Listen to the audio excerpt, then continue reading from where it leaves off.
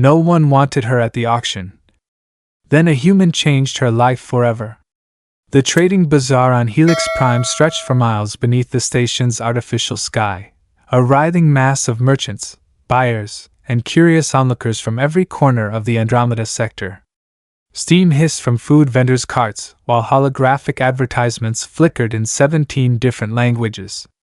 The air reeked of exotic spices, engine fuel, and something far less pleasant that nobody wanted to identify. Captain Jaxon Reeves pushed through the crowd, his weathered hands checking the credit chips in his jacket pocket for the third time.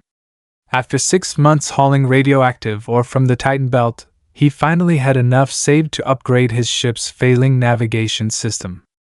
The Stellar Drifter had served him well for 15 years, but even the most reliable freighter needed maintenance.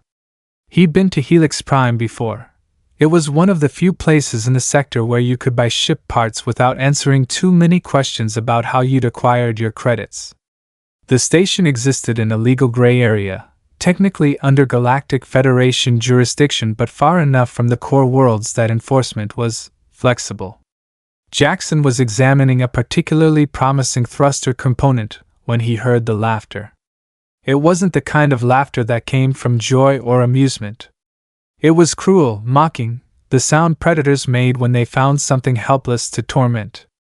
His military instincts, dulled by years of peaceful cargo runs but never fully dormant, immediately went on alert. Following the sound, he found himself at the far edge of the bazaar where the legitimate merchants gave way to dealers in more questionable goods. Slave traders weren't technically legal in Federation space, but they operated under various euphemisms. Indentured servants, genetic contracts, voluntary labor agreements. The crowd had formed a rough circle around a reinforced containment cell, the kind typically used for transporting dangerous cargo. Inside, huddled in the corner like a wounded animal, was a girl. She couldn't have been more than 14 or 15 by human standards. Her skin was a pale shade of pink, almost translucent in the harsh lighting, while her hair fell in tangled curtains of deep purple around her face. She wore nothing but a metal identification collar, and the tattered remains of what might once have been a medical gown. But it was her eyes that stopped Jaxon cold. They were silver, not the typical violet of her species, but a metallic silver that seemed to catch and reflect the light like mirrors. And despite the fear and pain written across her features, there was an intelligence there that her captors had either failed to notice or chosen to ignore. "Lot 847! The auctioneer called out, his voice amplified by a throat implant that made it carry over the crowd noise. "Vexary female, approximately 15 standard years, genetic classification Theta 7. Opening bid at 50 credits.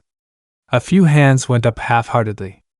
Jaxon noticed that most of the bidders weren't looking at the girl herself, but at data pads showing her medical specifications. "Do I hear 60? The auctioneer continued. "Good breeding stock, high pain tolerance, quick healing factor documented in medical reports." "What's wrong with her?" called out a Regelian trader, his forearms crossed skeptically. "Why is she so cheap?" The seller, a heavy-set human with gang tattoos covering his neck, spat on the ground. "Defective merchandise. Won't respond to basic commands, can't perform simple tasks. The breeding programs keep rejecting her." "Brain damage?" asked another potential buyer. "That's what the docs say. Neural pathways all scrambled. Good for manual labor maybe, but don't expect her to follow complex instructions." Jaxon watched as the girl's expression didn't change, but her hands clenched slightly at the casual discussion of her supposed defects. She understood every word being said about her. He was certain of it. The bidding continued without enthusiasm. The girl's price crept up slowly, 60 credits, 75.90. Far less than what most beings would pay for a decent meal in the sector's core worlds. 150! Called out a new voice, harsh and electronic. The crowd parted to reveal a figure in black armor, face hidden behind a reflective helmet. Military surplus, Jaxon noted, but not from any army he recognized. The other bidders immediately lost interest. Everyone knew better than to bid against someone who could afford military-grade equipment. Going once! The auctioneer called excitedly, finally seeing a profit from the troublesome lot. Going twice! Jaxon surprised himself by speaking up. 200! Every eye in the crowd turned to him. The armored figure's helmet swiveled in his direction with mechanical precision. Sir, the seller said with obvious relief, you have the high bid at 200 credits. 250, the armored figure said, voice flat and emotionless. Jaxon looked at the girl again. She was staring at him now, those strange silver eyes wide with something that might have been hope or might have been terror. He thought of his own daughter, Emma, lost 5 years ago in the Centauri raids. She would have been about this girl's age now. 500, he said firmly. The crowd murmured appreciatively. That was real money, enough to buy a decent starship or a luxury apartment on most worlds. The armored figure stood motionless for several long seconds. Then, without a word, they turned and disappeared back into the crowd. Sold! The auctioneer declared. Lot 847 to the gentleman in the brown jacket. As Jaxon approached the containment cell, the seller grinned and held out a data pad. Just need your biosignature for the transfer of ownership, and she's all yours. Fair warning though, you might want to keep her sedated for transport. Some of these defectives can get violent when you move them. Jaxon ignored the pad and knelt down in front of the cell instead. The girl pressed herself further back against the wall, but her eyes never left his face. Hey there, he said softly. I'm not going to hurt you. My name's Jaxon. What's yours? The girl's lips moved, but no sound came out. She doesn't talk, the seller said dismissively. Like I said, brain damage. The collar keeps her vital signs stable, but don't expect much in the way of conversation. Jaxon noticed the small lights blinking on the metal collar around her neck. More than just a restraint, it was some kind of neural suppressor. He'd seen similar devices used on prisoners of war, designed to keep them docile and compliant. Can you hear me? He asked the girl, still speaking gently. She nodded once, a tiny movement that she tried to hide from the seller. Good. I'm going to get you out of here, okay? But I need you to trust me. Again, the almost imperceptible nod. Jaxon stood and pulled out his credit chip. Transfer the ownership. But I want the containment cell open now. Look, buddy, the seller said, suddenly nervous. Maybe you don't understand. These Vexery females can be tricky. Even the defective ones have sharp teeth and claws. It's better to keep her contained until you get her properly restrained. Open the cell, Jaxon repeated, his voice carrying the kind of authority that came from years of commanding a starship crew. Now. The seller shrugged and keyed in the release code. The transparent aluminum front of the cell slid upward with a soft hiss. Jaxon removed his brown leather jacket and held it out to the girl. She stared at it for a moment, then slowly reached out to touch the soft material. When nothing bad happened, she carefully pulled it around her shoulders. That's good, Jaxon said encouragingly. Can you stand? She nodded and slowly rose to her feet. Her legs shook with the effort, and Jaxon realized she'd probably been confined to the small cell for weeks or even months. Take your time, he said. There's no rush. The seller was growing impatient. Look, if you want to play therapist with your new pet, that's your business. But I've got other lots to move. You want the ownership transfer or not? Jaxon signed the data pad with sharp, angry strokes. The girl was now legally his property according to Helix Prime law, a thought that made his stomach turn. But it was the only way to get her away from this place. Transaction complete, the seller announced. Pleasure doing business with you. And hey, if she doesn't work out, bring her back in a few months. I can always use her for parts.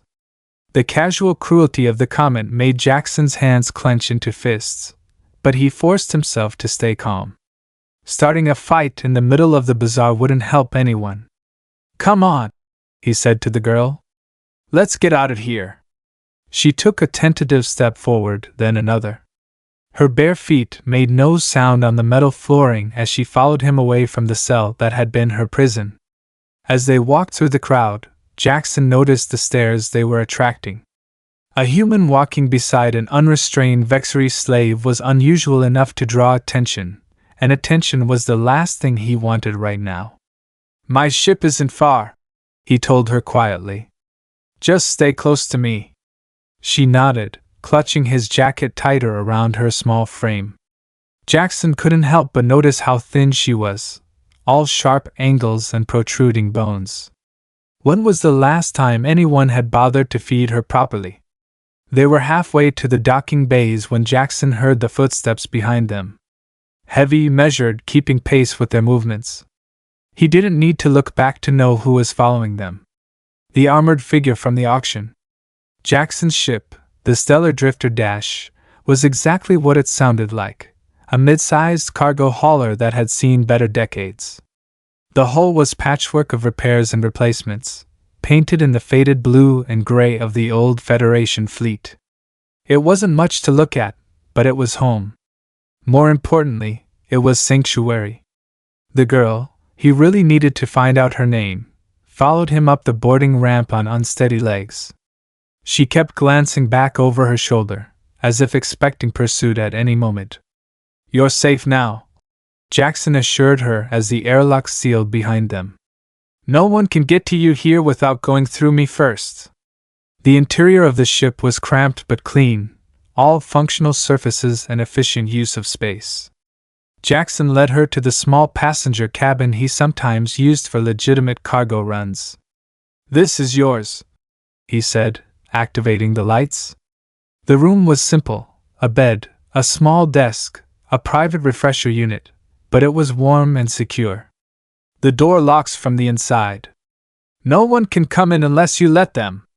The girl looked around the room with wonder, as if she'd never seen anything like it. She probably hadn't, Jaxon realized. Her world had been laboratories and holding cells and auction blocks. "Are you hungry?" he asked. She nodded eagerly, then seemed to catch herself and made the movement smaller, more cautious. "Wait here. I'll get you something to eat." Jaxon went to the ship's small galley and heated up a meal pack, nothing fancy, but it was nutritious and filling. When he returned to the cabin, he found the girl sitting on the edge of the bed, still wrapped in his jacket. She hadn't moved from the exact spot where he'd left her. "Here," he said, setting the food tray on the desk. "It's not gourmet, but it'll fill you up." She approached the food slowly, sniffing it carefully before taking a small bite. Then another. Then she began eating with desperate hunger, barely pausing to breathe. "Easy," Jaxon said gently. "Slow down. It's not going anywhere." She looked up at him with embarrassment, slowing her pace but continuing to eat. When she was finished, she looked at him expectantly. "More?" Jaxon asked. She nodded. He brought her a second meal pack, then a third. Finally, she seemed satisfied, leaning back against the wall with something approaching contentment. "Better?" Jaxon asked. "Yes," she whispered, so quietly he almost didn't hear it. "Thank you. You can talk," he said, not accusingly but with gentle surprise. Fear flashed across her face. "I'm not supposed to." "The collar." "What about the collar?" She touched the metal band around her neck. "It hurts when I think too much. When I try to remember things. When I talk." Jaxon felt a cold rage building in his chest. Neural suppressors weren't just restraints. They were torture devices, designed to break a person's will and reduce them to an automaton. "What's your name?" he asked. She was quiet for a long moment, her hands still touching the collar. When she spoke, her voice was barely audible. "Kira." "Kira," Jaxon repeated. "That's a beautiful name." She smiled for the first time since he'd met her, a tiny expression that transformed her entire face. What do you remember, Kira? About before? The smile faded. Lights. Cold rooms. Voices talking about me like I wasn't there. She shuddered. Tests. Always tests. Medical tests? Different kinds. They would make me do things, then write down what happened. Sometimes they would hurt me to see how fast I healed. Sometimes they would show me puzzles to see if I could solve them. And could you? Solve them? Kira nodded reluctantly. Too well. That's when they decided I was dangerous. Before Jaxon could ask what she meant, an alarm chimed throughout the ship. Someone was requesting permission to board. Stay here, Jaxon told Kira, moving to the door. Lock this behind me. He made his way to the ship's bridge and activated the external cameras. On the screen, he could see 3 figures in black armor standing at the base of his boarding ramp. The same style armor as the figure from the auction. Jaxon activated the ship's communication system. This is Captain Reeves. State your business. We're here about the Vexery female, came the electronic response. We have a legitimate claim to that property. I have the legal ownership transfer, Jaxon replied. The sale was conducted according to Helix Prime law. Our claim supersedes local law. The subject is stolen property from a classified research facility. We're here to retrieve it. Jaxon felt his blood run cold. Not just slave traders then, but corporate security. Whoever had created Kira wanted her back, and they had the resources to track her across the sector. I need to see some identification, Jaxon said, stalling for time while he brought the ship's engines online. You have 30 seconds to release the subject voluntarily. After that, we will take more direct action. The communication channel cut off. On the screen, Jaxon could see the armored figures spreading out around his ship, taking positions that would give them clear lines of fire on all the major systems. 29 seconds. Jackson's hands flew over the control panel, bringing the stellar drifter systems to full power. The ship shuddered as the engine spun up, casting an eerie blue glow across the docking bay. 20 seconds. He activated the internal communication system. Kira! Hold on to something. 15 seconds. The first energy bolt struck the ship's hull just as Jaxon pulled back on the flight controls. The stellar drifter lifted off the landing pad with none of the grace of a military vessel, but with enough power to clear the docking bay before the corporate security team could adjust their aim. More energy bolts flashed past the viewport as Jaxon pushed the ship toward the station's exit. Alarms were blaring throughout Helix Prime now. Unauthorized departures were usually a sign that someone was trying to avoid paying their docking fees or customs duties. Stellar Drifter Dash, this is Helix Prime Control, came a bored voice over the communication system. You are departing without clearance. Return to your assigned bay immediately. Negative, Control, Jaxon replied, threading the ship between 2 massive cargo haulers. We have a medical emergency aboard. Requesting priority departure. Stand by for medical inspection. Jaxon cut the channel and activated the ship's jump drive. They had maybe 30 seconds before the corporate security team launched their own ships in pursuit. The stars outside stretched into lines as the stellar drifter entered hyperspace. Only then did Jaxon allow himself to breathe. They were safe. For now. Kira found Jaxon on the bridge an hour later, staring out at the swirling colors of hyperspace. She moved so quietly that he didn't notice her presence until she spoke. Where are we going? Jaxon turned, surprised to see her up and moving around. Somewhere safe, I hope. How are you feeling? Strange. She touched the collar around her neck. The pain is less now. I can think more clearly. That's probably because we're further away from the station. Some neural suppressors have limited range. Kira sat down in the co-pilot's chair, still wearing Jaxon's jacket over her shoulders like a protective cape. Those men who came for me, they weren't just traitors. No, Jaxon agreed. Corporate security, I think. Someone wants you back very badly. Genesis Corporation, Kira said quietly. You remember them? Pieces. Images. Their logo was everywhere in the facility. Her voice grew distant. They called it project synthesis. Jaxon had heard of Genesis Corporation, a biotech giant that operated on the fringes of legal research. They had facilities throughout the outer systems, far from the oversight of Federation medical boards. What kind of project? He asked gently. Kira was quiet for a long moment, her silver eyes reflecting the hyperspace display. They were trying to create something new. Not quite human, not quite vexury, but the best parts of both. Genetic engineering? More than that. They were combining DNA from multiple species, trying to enhance certain traits. Healing, intelligence, longevity. She touched her arms, where Jaxon could see faint scars beneath the pink skin. I was one of the successful subjects. Successful how? Kira held out her hand, palm up. As Jaxon watched in amazement, a small cut appeared on her finger. She must have pressed it against something sharp. But even as he watched, the wound began to close, healing completely within seconds. Enhanced regeneration, she explained. I also have improved reflexes, enhanced pattern recognition, and resistance to most toxins and diseases. That's incredible, Jaxon breathed. That's what they thought too. Until they realized they couldn't control me. What do you mean? Kira's expression darkened. The other subjects, the ones who survived the initial modifications, they were compliant. Docile. They followed orders without question, like biological machines. She looked at her hands. But something went wrong with my neural programming. I kept asking questions. Kept trying to understand why I was there, what they wanted from me. So they decided you were defective.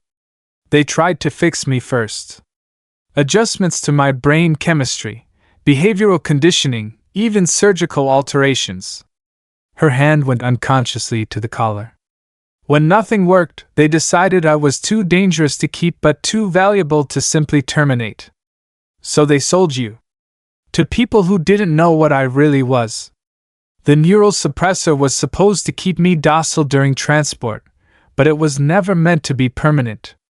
Jaxon stared at her with a mixture of awe and growing concern.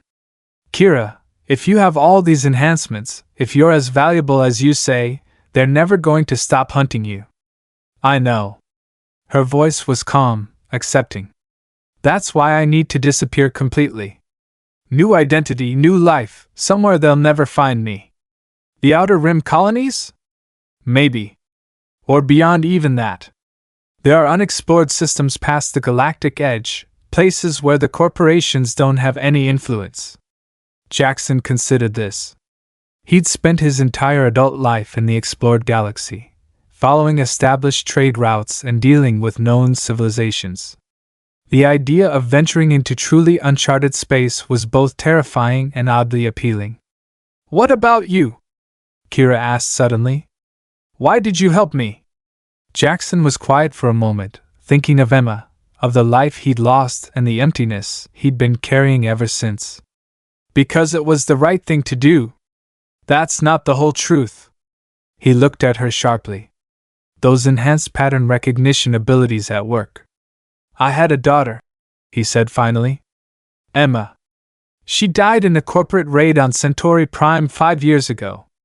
Genesis Corporation was one of the investors in that operation. I'm sorry. She would have been about your age now. Jaxon's voice was rough with old grief. When I saw you in that cage, saw the way they were talking about you, I couldn't just walk away. Kira reached out and touched his hand. Her fingers were warm. And he could feel the slight vibration of her enhanced metabolism beneath the skin. Thank you, she said simply, for seeing me as a person instead of a thing. They sat in comfortable silence for a while, watching the colors of hyperspace swirl past the viewport. Finally, Jaxon spoke again. There's something else we need to talk about. That collar around your neck, we need to get it off. Kira's hand went instinctively to the metal band. It's locked. And probably booby-trapped. I've got some experience with electronic security systems. Let me take a look. They went to the ship's small medical bay, where Jaxon had Kira lie down on the examination table. He activated a medical scanner and ran it over the collar, studying the readouts with growing concern. It's more sophisticated than I thought, he admitted. There are multiple locking mechanisms, plus what looks like a neurofeedback system. If I try to remove it improperly, it could cause brain damage, Kira finished. Or death. Yeah. Jaxon frowned at the scanner display. But leaving it on isn't an option either. It's still suppressing parts of your nervous system, and there's no telling what long-term effects that might have.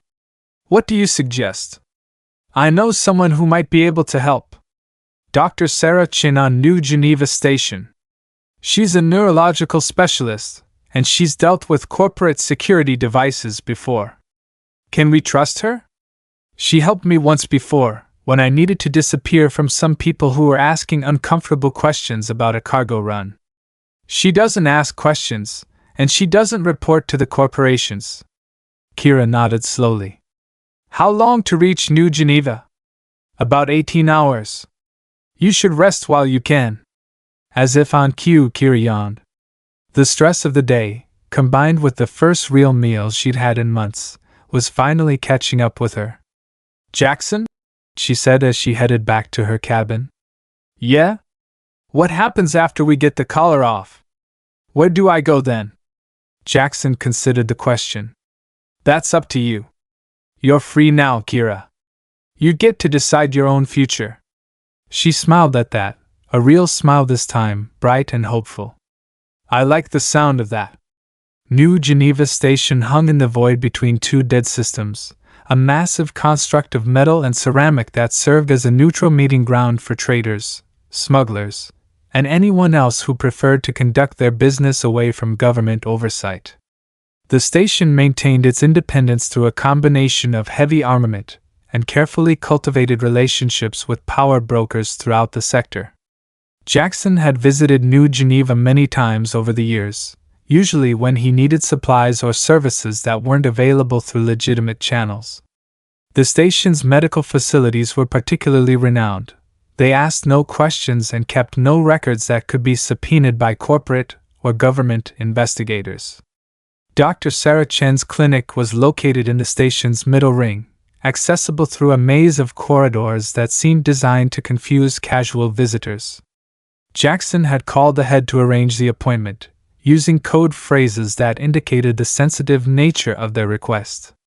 Kira stayed close to his side as they made their way through the station's crowded corridors. She'd gotten some sleep during the journey, and the neural suppressor's effects continued to weaken with distance from Genesis Corporation's facilities. But she was still jumpy, flinching at sudden noises and keeping one hand on the small vibroknife Jaxon had given her for protection. Dr. Chin is a good person, Jaxon assured her as they approached the clinic's entrance.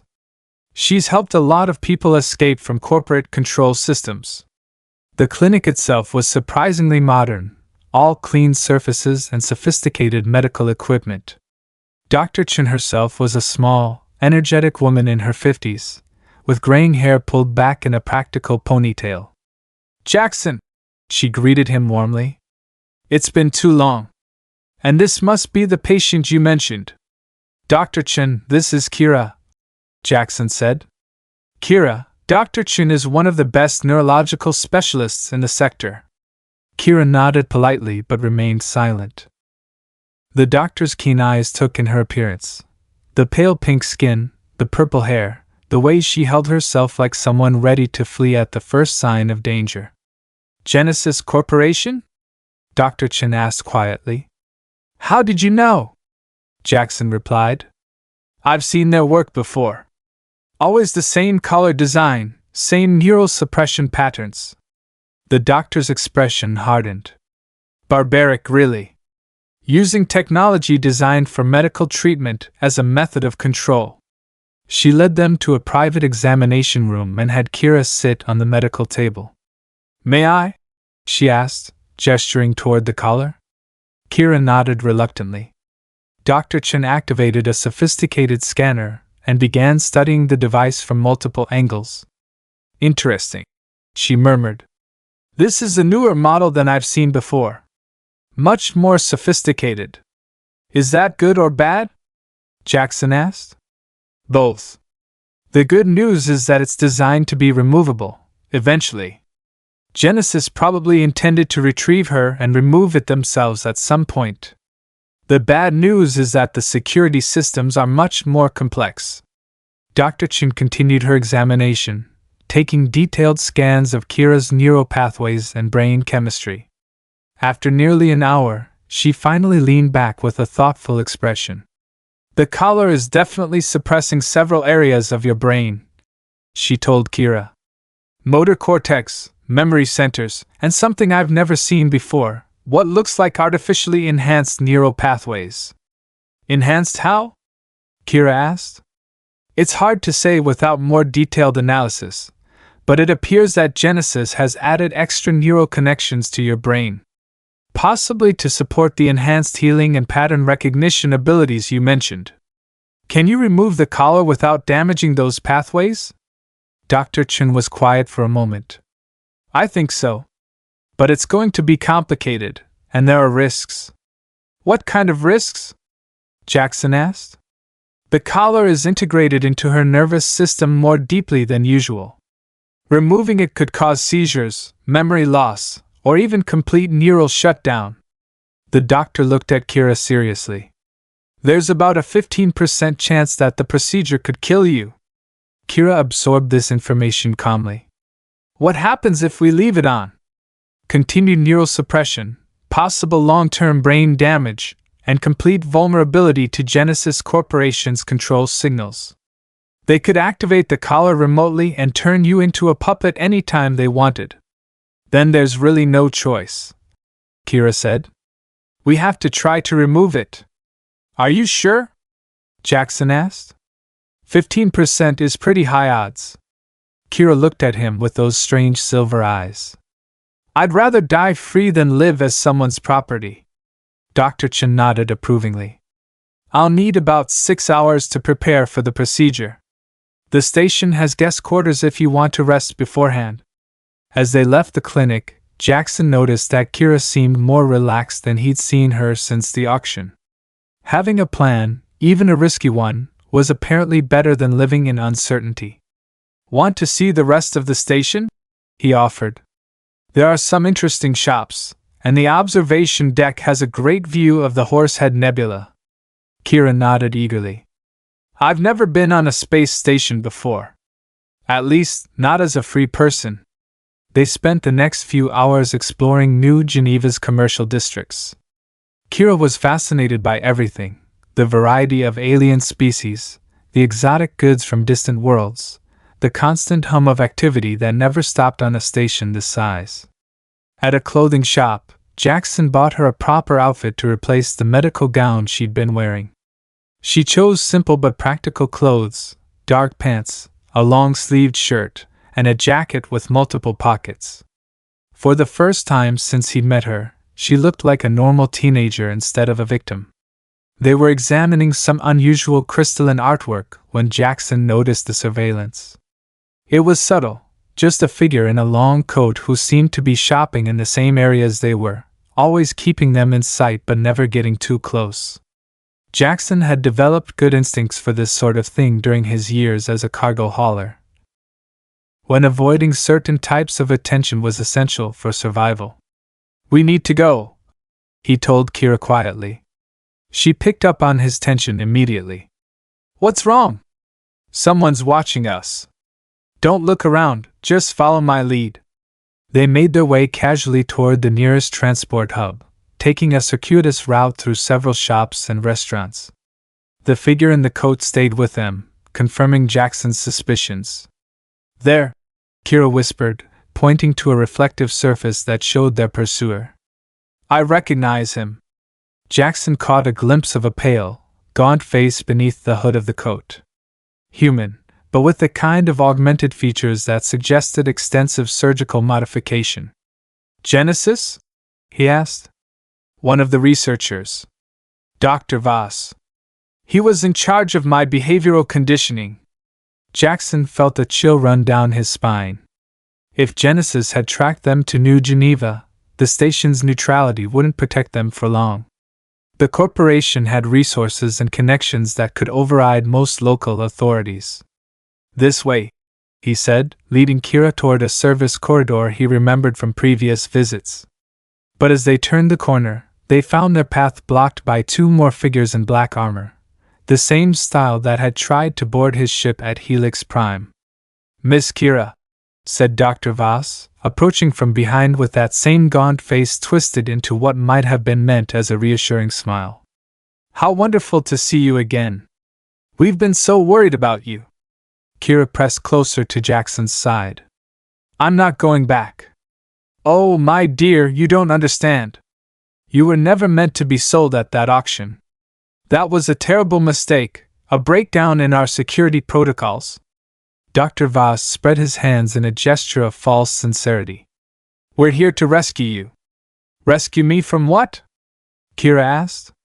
From people who don't understand what you are, what you need. You're a work of art, Kira, the culmination of decades of research. You need specialized care, proper nutrition, regular medical monitoring. What I need, Kira said, her voice growing stronger, is to be left alone. Dr. Voss's smile faded. I'm afraid that's not possible. You represent a significant investment, not to mention proprietary technology that cannot be allowed to fall into unauthorized hands. One of the armored figures raised what looked like some kind of neural disruptor, probably designed to incapacitate Kira without damaging her enhanced physiology. Jaxon stepped protectively in front of her. She's not property. She's a person with rights. Rights? Dr. Voss laughed. My dear Captain, she's a genetically engineered organism created in our laboratories. She has no more rights than a piece of sophisticated software. Then you have no idea what you created, Kira said quietly. Before anyone could react, she moved. Jaxon had seen enhanced humans in action before, corporate security agents with boosted reflexes and augmented strength. But Kira moved like nothing he'd ever witnessed, flowing around the neural disruptor's beam like water around a stone. She reached the first armored figure before he could adjust his aim, her hand striking a specific point on his neck. The man collapsed instantly, his enhanced armor unable to protect him from a strike that targeted his nervous system directly. The second guard tried to bring his weapon to bear, but Kira was already moving again, using the walls of the corridor to propel herself in directions that seemed to defy gravity. Her hand found another precise pressure point, and the second guard joined his companion on the floor.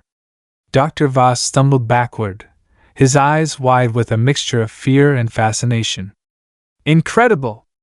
The enhancement integration is even more complete than we theorized. Is that what you call it? Kira asked, advancing on him slowly. Enhancement? You must understand, Voss said desperately.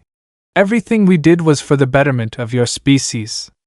The Vexari have such potential, but they're limited by their natural biology.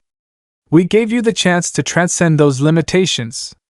You tortured children in the name of science, Kira replied. How many others died while you were enhancing me? Voss's silence was answer enough. Come on, Jaxon said, taking Kira's arm. We need to get back to Dr. Chen. They left Dr. Voss alone in the corridor with his unconscious guards. As they hurried through the station's passages, Jaxon found himself looking at Kira with new respect and, he had to admit, a little fear. How did you know how to do that? He asked. I don't know, Kira replied honestly. It was like the knowledge was just there when I needed it. Maybe part of their conditioning that they didn't know how to suppress. Or maybe, Jaxon suggested, you're more than they ever imagined you could be. Dr. Chen's clinic had been transformed into what looked like a military field hospital. Additional medical equipment had been brought in, and the doctor herself was wearing surgical scrubs when they arrived. "I heard there was some excitement in the commercial district," she said without preamble. "Genesis Security? How did you know?" Jaxon asked. "Word travels fast on a station this size. Plus, I've been monitoring corporate communication channels.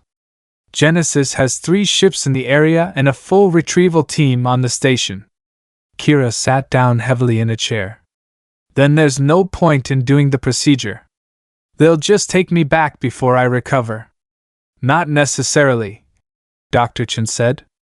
"I've called in a few favors. You'll have protection during and after the surgery." As if summoned by her words, the clinic's door opened to admit a figure that made even Jaxon step back in surprise. The newcomer was tall and heavily muscled, with the kind of scars that came from serious combat experience. But it was the cybernetic arm and the distinctive tattoos that marked him as former Federation Special Forces. "This is Commander Torres," Dr. Chen said. "Retired, but he still has strong feelings about corporate overreach." Torres nodded to Jaxon and studied Kira with the calculating gaze of a professional soldier. "Doc Chen says you're running from Genesis Corporation. They created me in their laboratories," Kira said simply. "Now they want me back. Genesis has been snatching people from the outer colonies for years," Torres said grimly. "Using them for illegal experiments, then covering it up when things go wrong. About time someone fought back." "You'll help us?" Jaxon asked. "I'll make sure no one interrupts the doc's work. After that, you're on your own." Dr. Chen gestured toward the surgical suite. "We should begin immediately. The longer we wait, the more time Genesis has to organize their response." The next few hours were the longest of Jaxon's life. He paced the clinic's waiting area while Dr. Chen worked, occasionally hearing muffled sounds from the surgical suite that he tried not to interpret. Commander Torres maintained a silent vigil by the entrance, his augmented hearing allowing him to monitor the corridors outside.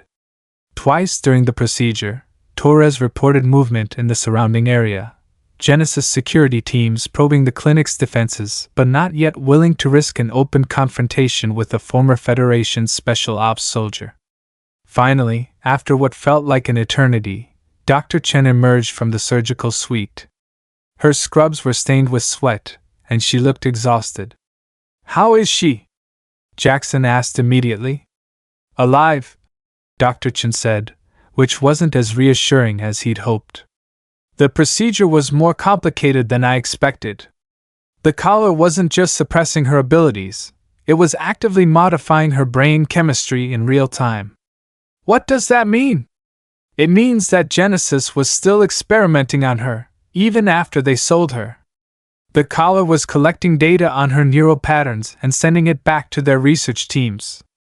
Jaxon felt sick. "So they'd been studying her this whole time?" "Probably. But here's the interesting part. When I removed the collar, I found evidence of natural adaptation. Her brain was actively working to route around the suppression, creating new neural pathways to compensate for the blocked ones. Is that good or bad? It's unprecedented. Her nervous system is evolving in real time, adapting to overcome artificial limitations."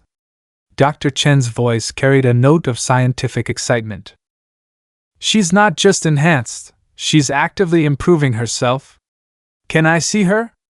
"She's still unconscious, but yes. Just don't expect her to wake up for several hours."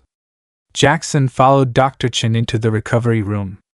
Kira lay on a medical bed, her neck bandaged where the collar had been removed. Without the metal band, she looked younger, more vulnerable. But there was something else, a sense of potential, as if she was gathering strength even while sleeping. "The next few hours will be critical," Dr. Chen warned. "Her brain is essentially rewiring itself, integrating the artificial enhancements with her natural biology. There could be seizures, memory loss, personality changes. Or she could wake up as something entirely new. Something that Genesis never intended to create." Commander Torres appeared in the doorway. "Doc, we've got a problem. 3 Genesis ships just entered the system, and they're demanding station authorities turn over their stolen property." "What's the station's response?" Dr. Chen asked. "Officially, New Geneva is maintaining its neutrality. Unofficially, the station administrator owes me a favor and is buying us time." "How much time?" "Maybe 12 hours before political pressure forces them to cooperate with Genesis." Jaxon looked at Kira's unconscious form. "Will she be ready to travel by then?" "I don't know," Dr. Chen admitted. "Her recovery could take hours or days. There's no way to predict it." "Then we wait," Jaxon said firmly. "I'm not leaving her." Torres nodded approvingly. "Good. Genesis wants her back badly enough to risk a confrontation with station security. That tells me she's more important than they're letting on." "What do you mean?" "Think about it. They've already spent enormous resources tracking her across multiple systems. They could have written off the loss and focused on their other subjects, but instead they're escalating." "Why?" Jaxon considered this. "Because she's the only one who succeeded?" "More than that," Torres said. "I think she's the only one who broke free of their conditioning. The only subject who retained her independence despite all their modifications." Dr. Chen was studying Kira's medical readouts with growing excitement. "Look at this. Her neural activity is off the charts, but it's organized, purposeful. It's like watching a computer upgrade its own operating system." "Is that normal for Vexary physiology?" Jaxon asked. "It's not normal for any physiology. What Genesis created isn't just an enhanced Vexary, it's something completely new." As if responding to their conversation, Kira's eyes suddenly opened. Not the gradual awakening of someone emerging from anesthesia, but the instant alertness of a predator. "How long was I unconscious?" she asked, her voice clearer and stronger than Jaxon had ever heard it. "About 4 hours," Dr. Chen replied, moving to check her vital signs. "How do you feel?" Kira sat up slowly, testing her range of motion. "Different. Like I can hear colors and see sounds." She looked at her hands, watching the faint luminescence beneath her pink skin. "The enhancements are fully integrated now, aren't they?" "It appears so. You're showing brain activity patterns that I've never seen before." "I can feel it," Kira said. "Everything they did to me, all the modifications and enhancements, they're not separate anymore. They're part of who I am." Commander Torres stepped forward. "How do you feel about Genesis Corporation?" Kira's expression darkened, and for a moment, the temperature in the room seemed to drop several degrees. "They tortured children in the name of progress. They treated sentient beings like laboratory equipment. And what do you think should be done about that?"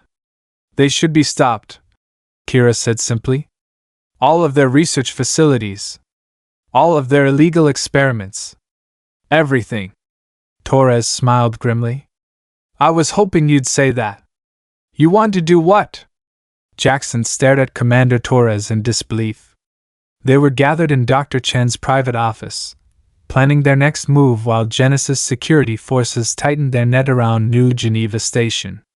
Kira sat quietly in a corner, testing her newly enhanced abilities by manipulating small objects with precise finger movements that seemed to defy physics. "I want to take the fight to them," Torres repeated. "Genesis has been operating illegal research facilities throughout the outer systems for years. They snatch people from colonies that can't fight back, experiment on them, then dispose of the evidence." "That's terrible," Jaxon said. "But what does it have to do with us?" "Kira is living proof of what they've been doing. With her testimony and the data Dr. Chen recovered from the collar, we could expose their entire operation. Or get killed trying," Jaxon pointed out. "Maybe. But think about what happens if we just run. Genesis will keep hunting Kira for the rest of her life. They'll never stop, never give up, because she represents too much value to them." Kira looked up from the small metal sphere she'd been levitating between her hands. He's right. Running won't solve anything. But fighting a megacorporation? Jaxon shook his head. They have resources we can't imagine. Private armies, political connections, unlimited funding. They also have something to hide, Dr. Chen pointed out. Their research is completely illegal under Federation law. If we could expose them publicly. The Federation doesn't care about what happens in the outer systems, Jaxon said bitterly. They never have. Some people in the Federation do, Torres countered. I still have contacts in military intelligence, people who've been trying to build a case against Genesis for years. They just need evidence. Kira stood up, the metal sphere continuing to orbit around her hand like a tiny planet. What kind of evidence? Proof of illegal experimentation. Documentation of their methods. Living subjects who can testify about what was done to them. You mean other people like me? According to the data we pulled from your collar, Genesis has at least 6 active research facilities in this sector alone. If even a fraction of their subjects survived. Kira's expression hardened. Children. They're experimenting on children. Most likely, yes. Then we have to stop them. Her voice carried a finality that made arguing seem pointless. Jaxon looked around the room at these people who were calmly discussing taking on one of the most powerful corporations in the galaxy. This is insane.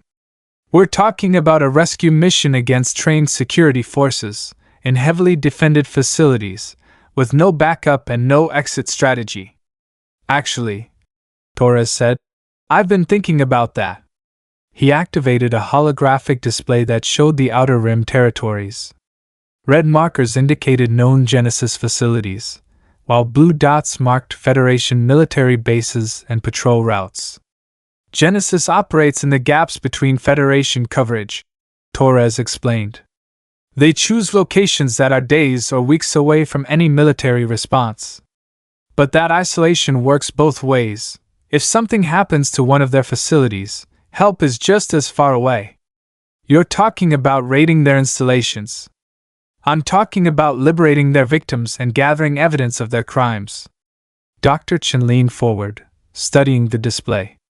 This facility here, Research Station Omega 7. It's relatively isolated, smaller than some of the others. If we're going to attempt something like this, it would be a good place to start. What makes you think there are subjects still alive there? Jaxon asked. Kira answered before anyone else could speak. Because I can feel them. The room fell silent. Everyone turned to stare at her. What do you mean? Dr. Chen asked carefully. Since the collar was removed, I've been aware of things. Other minds that feel familiar. Like echoes of my own experiences. Kira touched her temple. I think the enhancements created some kind of psychic connection between subjects. That's impossible, Dr. Chen said automatically, then caught herself. Or at least, it should be impossible. Most of what they did to me should have been impossible, Kira pointed out. But here I am. Torres studied the tactical display with professional interest. If you can sense other subjects, you could guide us to them. That would give us a significant advantage. It's not that simple, Kira said. The connection is faint, and it gets weaker with distance. I can tell they're out there, but pinpointing exact locations would be difficult. But possible? Maybe. If I could get closer to one of the facilities. Jaxon realized that the discussion had moved past whether they would attempt this impossible mission to how they would carry it out. Wait. Let's say we somehow manage to raid one of these facilities and rescue whoever's inside. Then what? Where do we take them? Safe worlds, Torres said. There are colonies beyond Federation space that would welcome refugees. Places where Genesis has no influence. And the evidence? Goes to my contacts in Federation intelligence. Once the story breaks, public pressure will force the government to act. It was a plan with more holes than substance, dependent on luck and timing and a dozen things going right that were more likely to go catastrophically wrong. Jaxon had survived 15 years as an independent trader by avoiding exactly this kind of high-risk, low-reward situation. But when he looked at Kira, really looked at her, seeing not just the enhanced physiology but the determination and hope and fierce intelligence that Genesis had tried so hard to suppress, he found himself nodding. "All right," he said. "I'm in." Dr. Chen smiled. "I'll monitor communications and provide medical support." Torres grinned like a man who'd just been told Christmas was coming early. "Then let's go liberate some test subjects." Outside the clinic, Genesis security forces were positioning themselves for what they clearly expected to be a simple retrieval operation. They had no idea they were about to face something that their corporate masters had never intended to create: a young woman with nothing left to lose and the power to back up her convictions. 3 days later, the stellar drifter hung in the shadow of a dead moon, its sensors passive as Jaxon studied the readouts from the nearby Genesis facility. Research Station Omega-7 was exactly what he expected from a corporate black site, heavily shielded, bristling with defensive systems, and positioned in a system so remote that the nearest inhabited world was 6 jumps away. "How many people do you think are in there?" he asked Torres, who was studying the tactical display with professional interest. "Hard to say. The facility is designed for about 200 personnel, but a research installation like this probably runs with a skeleton crew. Maybe 50 to 75 people total."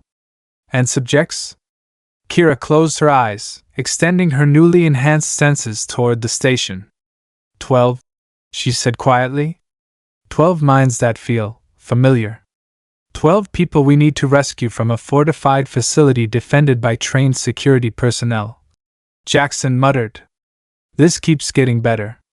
"The good news," Torres said, "is that they're not expecting an attack. Genesis relies on secrecy and isolation for security, not military-grade defenses." "What's the bad news?" "Everything else." Kira opened her eyes and looked at the display. "There's something else. The minds I'm sensing, they're not all the same. Some feel stronger, more aware. Others are barely there at all." "Different stages of the enhancement process?" Torres suggested. "Or different reactions to it. I think some of the subjects are fighting the conditioning, like I did. But others—" She trailed off, her expression troubled. "Others what?" "Others might be too far gone to save." Dr. Chen's voice crackled over the communications system from her position back at New Geneva. "I'd been analyzing the data from Kira's collar. Genesis isn't just trying to create enhanced soldiers. They're experimenting with complete personality reconstruction." "Meaning?" Jaxon asked. "They're trying to erase the original person and replace them with a programmable construct. Someone who looks and thinks like the original but follows orders without question." The implications of that hit Jaxon like a physical blow. "They're committing murder. Taking people and destroying who they are." "Worse than murder," Kira said softly. "Murder just kills the body. This kills the soul and keeps the body alive to serve them." Torres was studying the facility's layout on his tactical display. "The research labs are here, in the central section. If that's where they're keeping the subjects, we'll need to get past the outer defensive perimeter and the main security checkpoints." "How do we do that without alerting the entire facility?" "We don't go in shooting," Torres said. "We go in quiet, extract the subjects, and get out before anyone realizes what happened." "And if we're discovered?" Torres's smile was not pleasant. "Then we improvise." They spent the next several hours planning the operation in as much detail as possible. Torres had raided enough facilities during his military career to know the basics: identify entry and exit routes, locate primary objectives, plan for contingencies. But this wasn't a military operation with trained soldiers and unlimited resources. This was 3 people in a cargo hauler, trying to rescue victims from a facility designed to keep people in and everyone else out. "The station's power systems are here." Torres pointed to the display. "If we can cause a controlled blackout, It'll create enough confusion to cover our approach. How do we get close enough to sabotage their power grid? Jaxon asked. We don't. Kira does. Everyone turned to look at her. She'd been unusually quiet during the planning session, testing her enhanced abilities and seeming to listen to voices only she could hear. The connection with the other subjects is getting stronger, she said. I think I can use it to communicate with them, maybe even coordinate their escape. You can talk to them telepathically? Dr. Chen asked over the comm. Not exactly. It's more like shared awareness. If I concentrate, I can sense what they're experiencing, and they can sense me. Could you tell them to disable the power systems from inside the facility? Kira considered this. Maybe. If any of them are in a position to access the engineering sections. It wasn't much of a plan, but it was better than trying to fight their way through the station's security forces. Torres began plotting approach vectors while Jaxon prepared the ship for a high-risk insertion. As they drew closer to the facility, Kira's connection with the subjects inside grew stronger. She reported 12 distinct minds, but their conditions varied wildly. Some seemed alert and aware, while others were barely conscious. There's something else, she said as they approached the station's outer sensor perimeter. One of the minds feels wrong. Wrong how? Torres asked. Artificial. Like it's not really a person anymore, just a simulation of one. Genesis succeeded with at least one subject, Dr. Chen observed. Created exactly what they were trying to make. Then we'll have to be ready for resistance from inside as well as outside, Torres said grimly. The stellar drifter coasted toward the research station on minimal power, using the dead moon's gravity well to mask their approach. Jaxon had turned off all but the most essential systems, making the ship virtually invisible to the station's sensors. 5 minutes to insertion point, he reported quietly. Kira closed her eyes and reached out with her enhanced senses. I'm making contact with the others now. What she found almost made her cry out in shock and anger. The minds she touched were filled with pain, fear, and desperation. Some had been subjected to procedures that left them barely able to think coherently. Others had been conditioned to the point where they could no longer remember their own names. But underneath the trauma and conditioning, she sensed something else: hope. The subjects knew she was coming, and for the first time in months or years, they had something to believe in. They're ready, she whispered. Some of them are in positions where they can help disable security systems. Do it, Torres said. Kira sent a pulse of concentrated intention through her connection with the other subjects. She felt their acknowledgement, then their tentative cooperation as they began sabotaging the station's systems from within. Emergency lights began flickering throughout the facility as power couplings were severed and control circuits were damaged. Not enough to completely disable the station, but sufficient to create confusion and distraction. Go, Jaxon said, bringing the ship in toward the station's docking bay. Torres was already moving toward the airlock, checking his equipment one final time. He'd armed himself with non-lethal weapons when possible: stun grenades, neural disruptors, restraint fields. The goal was rescue, not massacre. Stay with the ship, he told Jaxon. Keep the engines warm in case we need to leave in a hurry. What about me? Kira asked. Torres hesitated. She was their best hope of locating and communicating with the other subjects, but she was also the primary target of this entire operation. If Genesis captured her again, everything they'd accomplished would be meaningless. You're our guide, he said finally. But you stay behind me, and if I tell you to run, you run. Kira nodded, though they both knew she had no intention of abandoning the other subjects. The stellar drifter touched down in an empty section of the station's docking bay. Through the ship's cameras, they could see Genesis security personnel scrambling to respond to the mysterious power failures throughout the facility.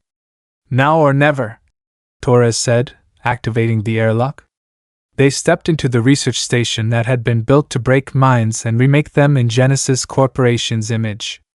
But they were about to discover that some things, hope, determination, the simple human refusal to surrender, could not be programmed or controlled.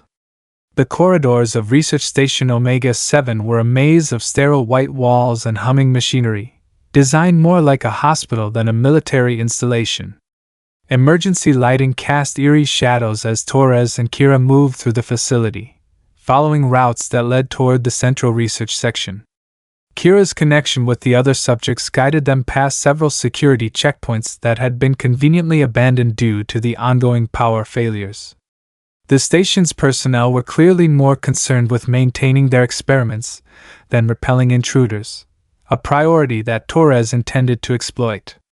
"This way," Kira whispered, leading them down a corridor lined with observation windows. Through the transparent aluminum, they could see into laboratories filled with equipment that made Jaxon's skin crawl even through the ship's communication link. "Medical scanners," Dr. Chen's voice crackled over their comm units as she monitored their helmet cameras. "Neural mapping devices. Genetic sequencing equipment. This is a full research facility." "Research," Torres said grimly, "is a generous term for what they're doing here." They reached a security door marked with biohazard warnings and corporate clearance requirements. Kira touched the control panel, and after a moment, the lock disengaged. "One of the subjects is in the security office," she explained. "They're helping us from the inside." The door slid open to reveal a corridor that felt different from the rest of the station. The walls here were padded, and the lighting was dimmer. The air carried the scent of disinfectant and something else: fear, desperation, human misery distilled into an almost physical presence. "The holding cells?" Kira said unnecessarily. They moved quickly but carefully, checking each cell as they passed. Most were empty, but in the third cell, they found their first subject. She was human, maybe 16 years old, sitting on a simple cot and staring at the wall with vacant eyes. When Kira approached the transparent barrier, the girl looked up with an expression of such hope and gratitude that it almost broke Torres's heart. "Sarah," Kira said, the name coming to her through their shared connection. "Her name is Sarah." Torres activated the cell's release mechanism, and the barrier slid upward. Sarah stood slowly, unsteadily, as if she'd forgotten how to move under her own power. "It's okay," Kira said gently, stepping into the cell. "We're here to help." Sarah's response was a whisper so quiet they almost didn't hear it. "They said no one would come. They said no one cared about us." "They lied," Torres said firmly. "About that and probably everything else." As they helped Sarah from her cell, Kira's enhanced senses detected movement elsewhere in the facility. "Security teams are mobilizing," she reported. "They've figured out the power failures weren't accidental. How much time do we have?" "Maybe 10 minutes before they reach this section." They moved faster, opening cells and helping confused, traumatized subjects to their feet. Most were young, teenagers or young adults who'd been taken from outer rim colonies where their disappearances wouldn't be investigated too thoroughly. But it was the fourth cell that stopped them cold. Inside was a Vexary male, but unlike Kira's pale pink skin, his was a deep magenta that seemed to pulse with its own inner light. His purple hair had been shaved off, and his scalp was covered with surgical scars and neural interfaces. When Kira tried to establish contact with him, she recoiled as if she'd been burned. "What's wrong?" Torres asked. "He's not himself anymore. The personality is gone. There's just the programming they put in its place."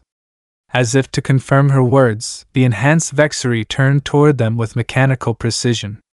His eyes, which should have been violet like Kira's had once been, were now a flat, emotionless black. "Intruders detected," he said in a voice devoid of inflection.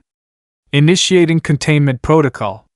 The cell barrier didn't rise when Torres tried to open it. Instead, alarms began blaring throughout the facility. "He's hardwired into the station's security systems," Dr. Chen observed over the comm.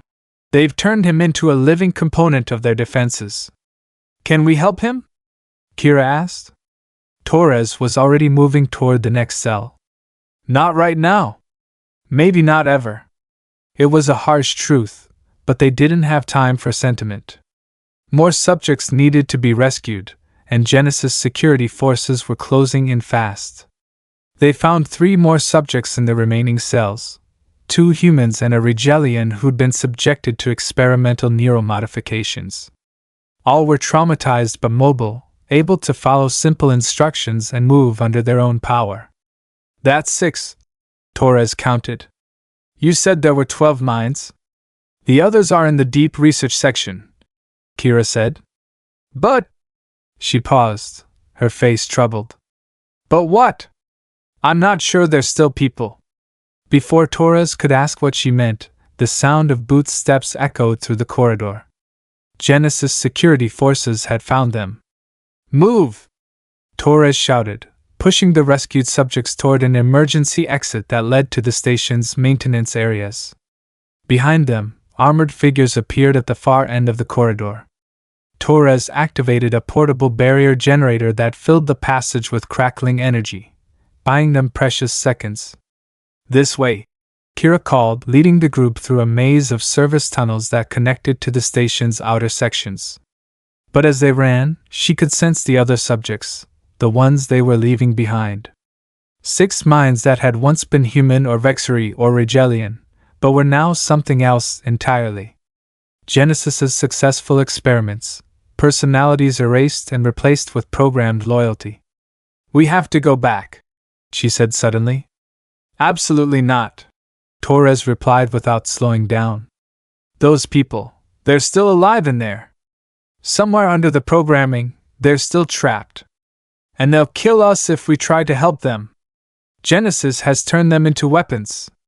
Kira knew he was right, but the knowledge felt like acid in her chest. To escape while leaving others behind went against everything she'd become since breaking free of her own conditioning. They reached the docking bay just as the facility's main power came back online. Emergency lighting was replaced by harsh fluorescence, and security systems throughout the station began operating at full capacity. Get them aboard, Jaxon called from the ship's ramp. We've got incoming vessels. 3 Genesis interceptors just jumped into the system. Torres herded the rescued subjects into the stellar drifters.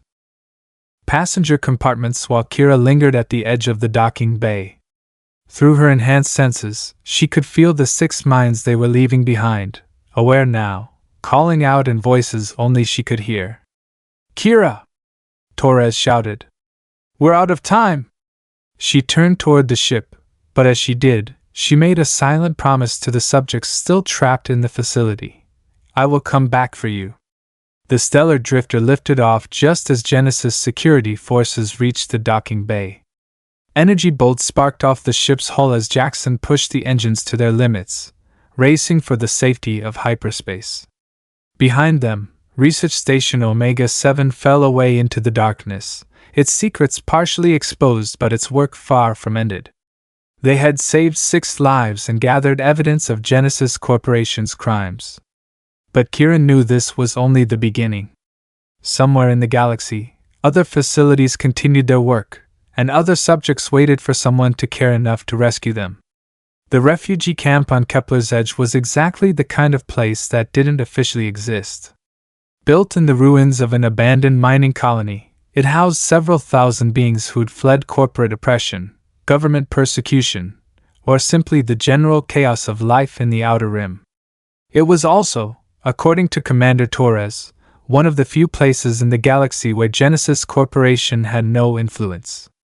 The camp is run by the Sanctuary Foundation, Torres explained as the stellar drifter approached the settlement.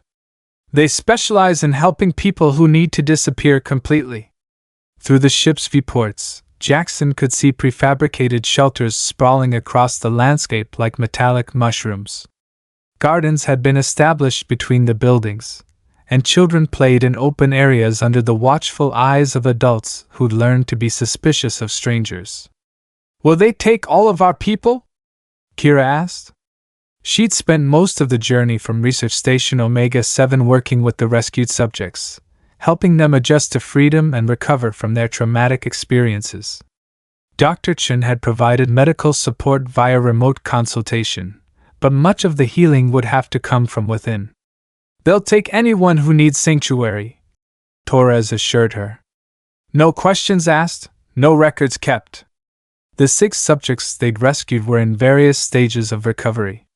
Sarah, the human girl they'd found first, had begun speaking in full sentences and even smiled occasionally.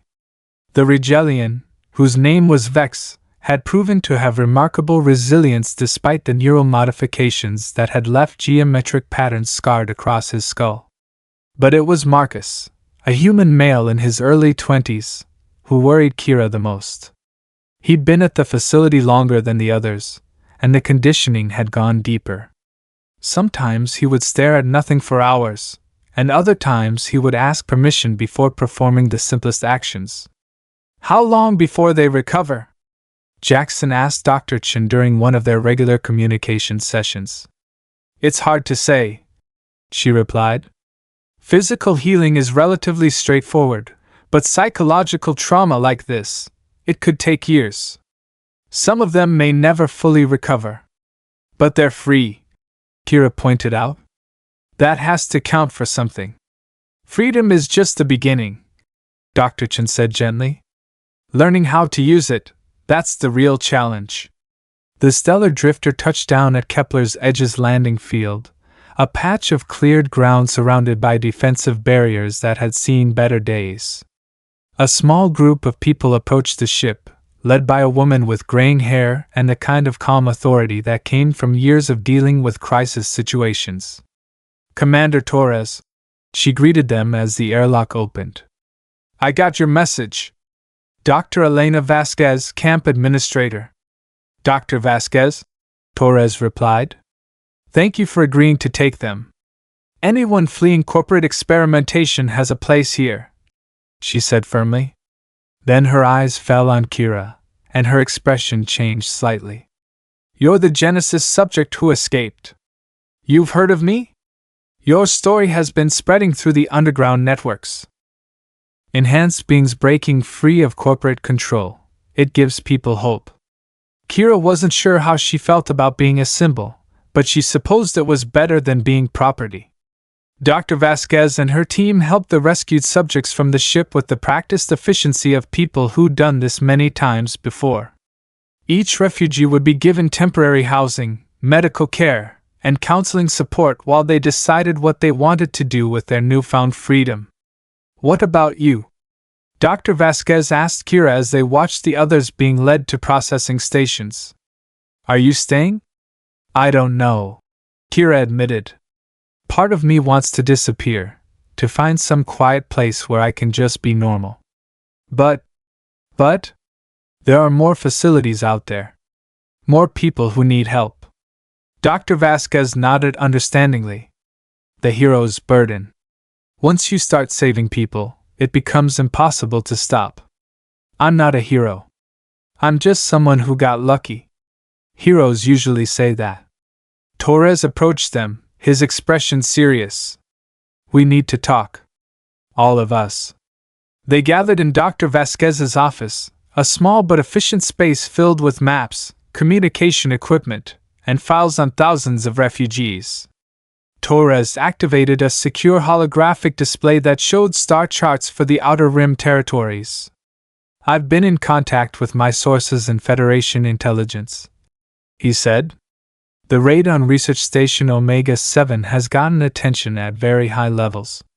"Good attention or bad attention?" Jaxon asked. "Both.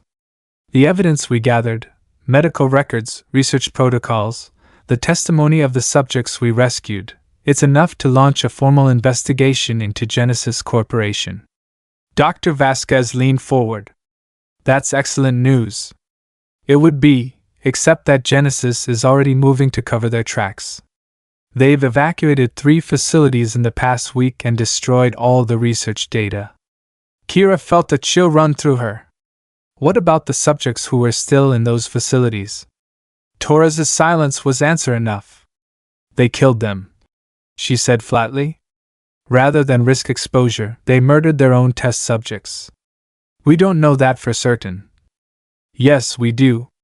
Kira's voice was steady, but Jaxon could see the fury building behind her silver eyes.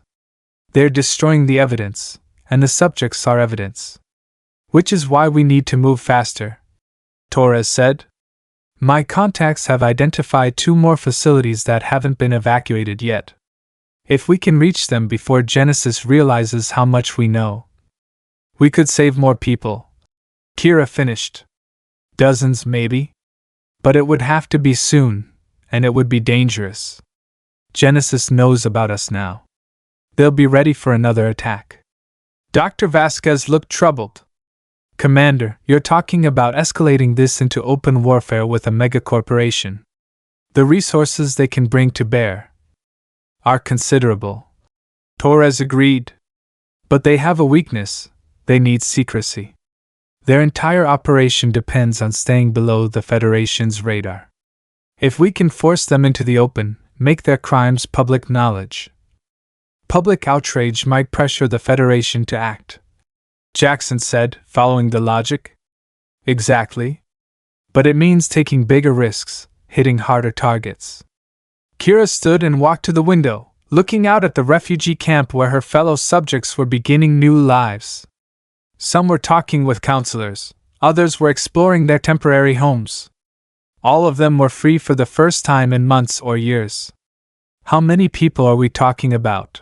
She asked without turning around. According to our intelligence, Research Station Gamma-12 holds approximately 20 subjects. Facility Epsilon-5 has even more, maybe 30 or 40. 50 to 60 people. Children, mostly, taken from their families and transformed into experimental subjects. People who deserve the same chance at freedom that she'd been given. I'll do it, Kira said. Kira, Jaxon said carefully, you don't owe these people anything. You've already done more than anyone could expect. She turned to face them, and for a moment, her enhanced physiology was clearly visible, the subtle luminescence beneath her skin. The perfect coordination of her movements, the predatory alertness that never quite went away. I owe them everything, she said simply. I'm only free because someone decided I was worth saving. How can I do less for others? Torres smiled grimly. Then we'd better start planning. Because if we're going to take on Genesis Corporation directly, we're going to need help. What kind of help? Dr. Vasquez asked. The kind that comes with weapons and isn't afraid to use them. As if summoned by his words, an alarm began sounding throughout the camp. Dr. Vasquez's communication console lit up with incoming messages, all urgent. What is it? Torres demanded. Dr. Vasquez's face had gone pale. Genesis ships. 3 of them, approaching the system. They're demanding we turn over their stolen property. Through the office window, they could see people throughout the camp responding to the alarm with practiced efficiency. Children were being moved to shelters while adults took positions behind defensive barriers. They followed us, Jaxon said. Or they tracked one of the subjects, Torres replied grimly. Kira closed her eyes and extended her enhanced senses, searching for the familiar mental signatures of her fellow Genesis subjects. What she found made her blood run cold. It's not the subjects they're tracking, she said quietly. It's me. What do you mean?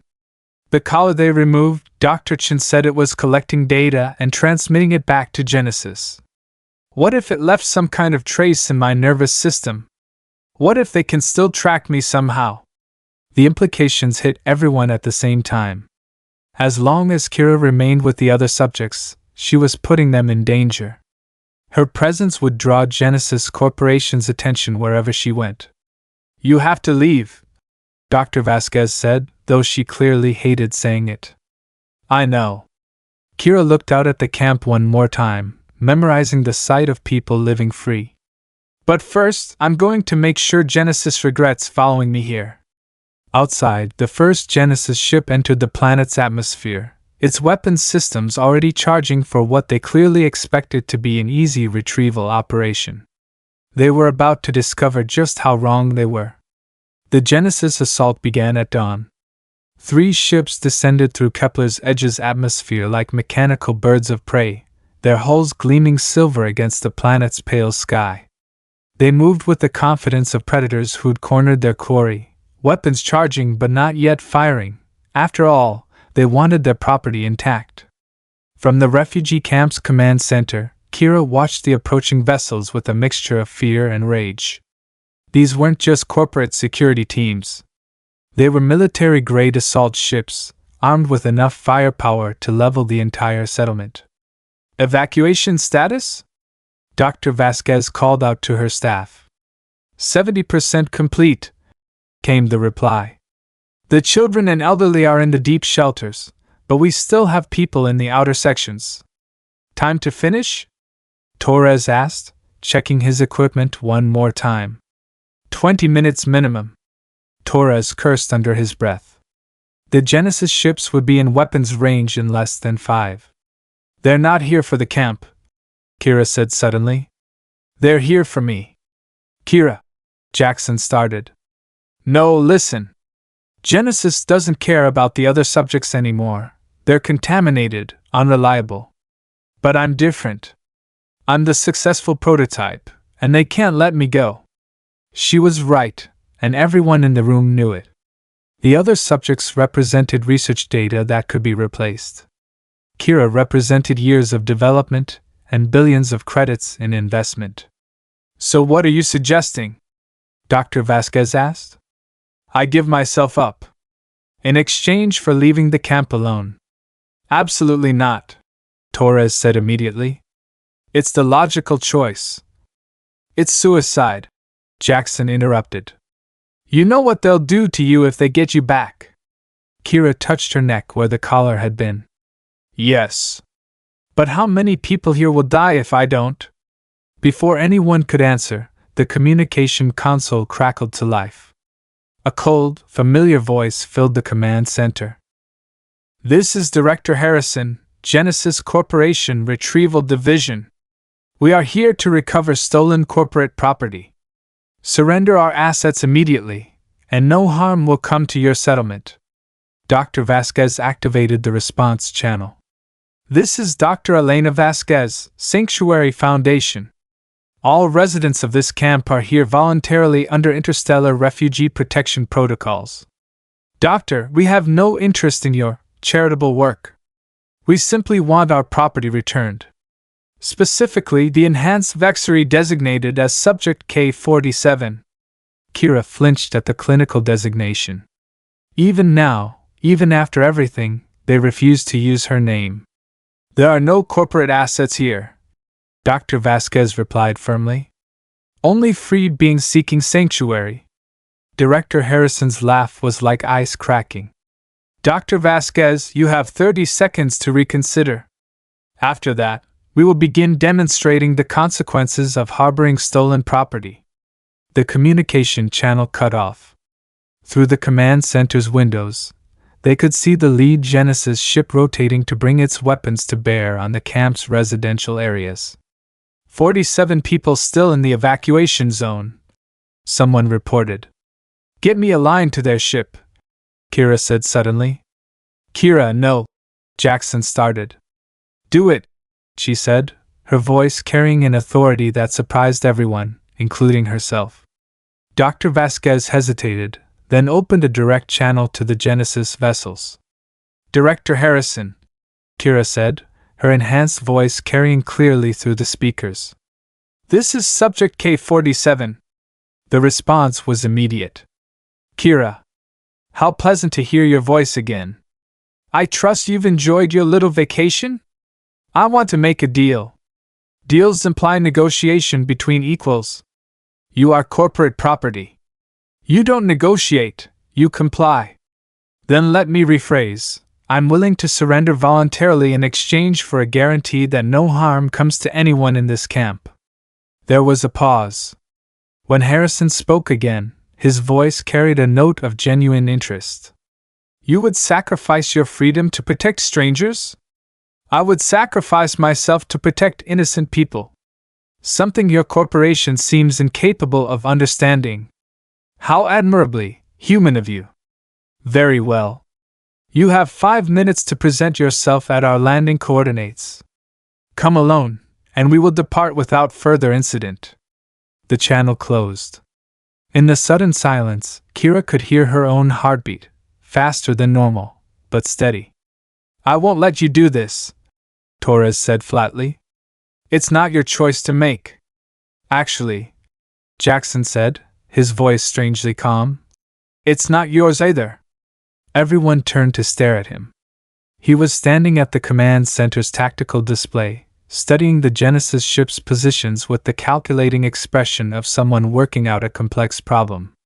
Those aren't retrieval ships, he said suddenly. They're research vessels. Look at the sensor arrays, the specialized equipment bays. They're not here just to take Kira back, they're here to study her in action. Dr. Vasquez activated the camp's long-range scanners, focusing on the Genesis vessels. He's right. Those ships are equipped for field research, not military operations. Which means, Torres said, catching on to Jackson's line of thinking, they want to see what she can do under pressure. Kira felt a chill run through her. They're using the camp as a test environment. Exactly. They threaten innocent people, you respond to protect them, they get to observe and record your enhanced capabilities in a real combat situation. So if I surrender, they get everything they want. And if I fight, they also get everything they want. Torres finished grimly. Dr. Vasquez was monitoring communications from the Genesis ships. Sensor sweeps are intensifying. They're mapping the entire camp, recording population density, defensive positions. They're turning us into a laboratory, Kira said, the full scope of Genesis's plan becoming clear. Everyone here is just another test subject. The rage that filled her was unlike anything she'd ever experienced. It started as a cold fire in her chest and spread through her enhanced nervous system like liquid lightning. For a moment, her vision shifted, showing her the camp in infrared overlays and tactical assessments that she'd never been trained to interpret. Kira? Jackson's voice seemed to come from very far away. She looked at her hands and saw light pulsing beneath her skin, not the gentle luminescence she'd grown accustomed to, but something brighter, more intense. Her enhanced physiology was responding to extreme emotional stress by activating systems she didn't even know she possessed. They made me into a weapon, she said quietly. They just never bothered to ask who I'd choose to point it at. What are you thinking? Torres asked carefully. Kira looked out at the Genesis ships, calculating distances and angles with enhanced perception that turned the tactical situation into a three-dimensional map in her mind. I'm thinking, she said, that it's time Genesis Corporation learned what their successful prototype is really capable of. Before anyone could stop her, she was moving, not with the careful control she'd maintained since her escape, but with the full, terrifying efficiency that Genesis had engineered into her very cells.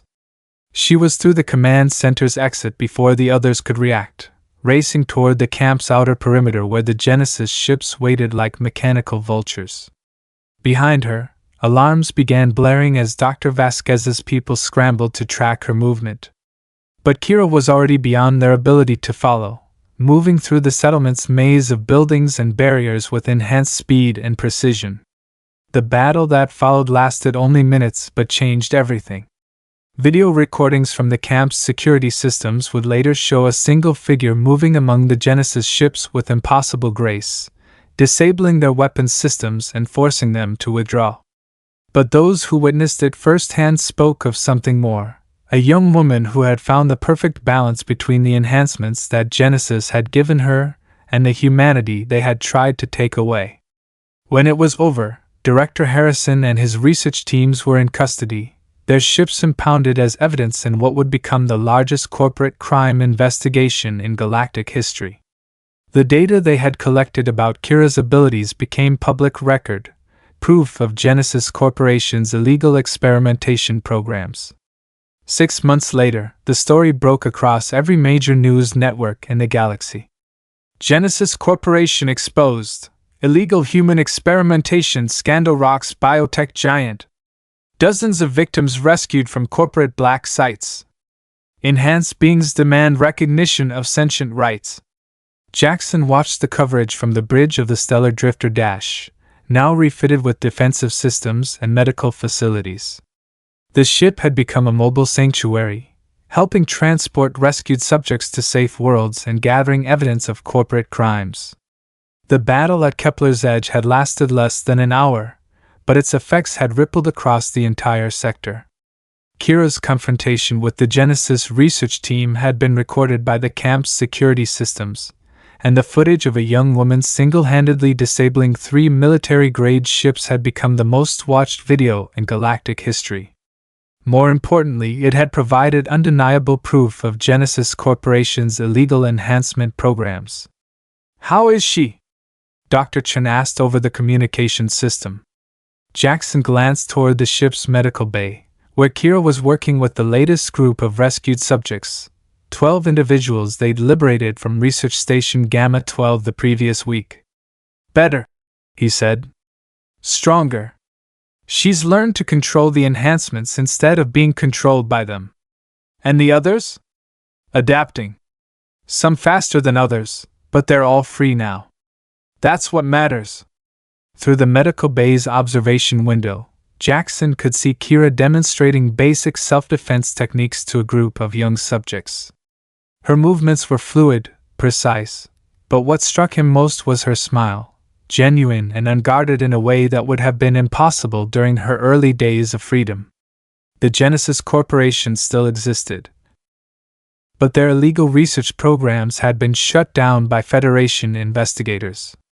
Director Harrison and dozens of other executives faced criminal charges, while the surviving research subjects had been granted full sentient rights under emergency legislation. It wasn't perfect justice, but it was a start. "Captain," came Torres's voice from the ship's tactical station. "We're receiving a transmission from Sanctuary Station. They've got word of another corporate facility, smaller operation, maybe 8 to 12 subjects." Jaxon sighed. Even with Genesis Corporation crippled, other corporations had stepped in to fill the void. The fight for enhanced beings' rights was far from over. "Set course for Sanctuary Station," he ordered. "And let Kira know we've got another mission." As the Stellar Drifter turned toward its new destination, Jaxon reflected on how much had changed since that day at the auction house on Helix Prime. He'd gone looking for spare parts and found something much more valuable, proof that freedom, once kindled, could spread like wildfire. In the medical bay, Kira looked up from her training session and caught his eye through the observation window. She smiled and nodded, a simple gesture that said everything that needed to be said. She was free. They all were. And she intended to make sure it stayed that way.